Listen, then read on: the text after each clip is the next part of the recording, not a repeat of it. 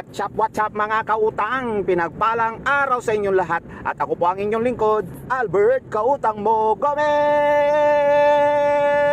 Ayun na. Nandito po tayo ngayon sa Tagaytay. Ito po yung hindi natapos na Disneyland ng Pilipinas. So ayun po, dahil libre nga naman, edi sumama na tayo, di ba? Ang sarap talaga ng MBS online raffle ticket. Ayun wala ka ng puhunan, kumikita ka pa. Wala ka na rin puhunan, may mga travel incentive ka pa. Ang dami, may chance ka pang manalo ng ang daming 1 milyon yan, 7.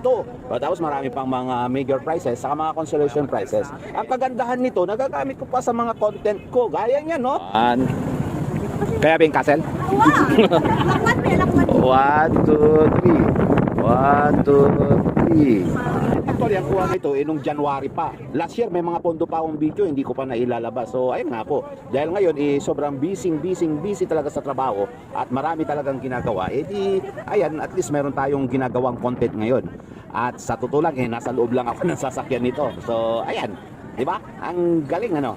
So, ayan po, ganyan po kagaling din ang MBH online raffle ticket dahil ang daming napapasaya, bro. At ang kagandahan nito, ayan nga po, ligit na ligit. So, ayun po, kung habol nyo po is kumita, edi seryosohin nyo to kasi lahat po ng mga ticket dito may kita. Maliban po dyan, may mga incentives pa, patama bonus at iba-iba pa. So, ayun po, gaya ko nga, nag-busy nga. Diba, busy ako sa trabaho ngayon pero nagkakaroon pa ako ng time sa MBH online raffle. Ibig sabihin, pwede mo rin po siyang i-sideline. Ayan. Pwedeng sideline, pwedeng seryosohin, pwedeng lahat. So, ayun po. Taya na kayo. Mura lang 25 pesos. Pwede ka nang maging milyonaryo.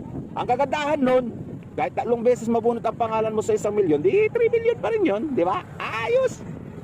Ayan nakakapanood ka pa. So, ayan. So, kitang-kita naman ang ebidensya, di ba? Hindi na kailangan pang ipaliwanag ng maayos dahil kitang-kita nyo na.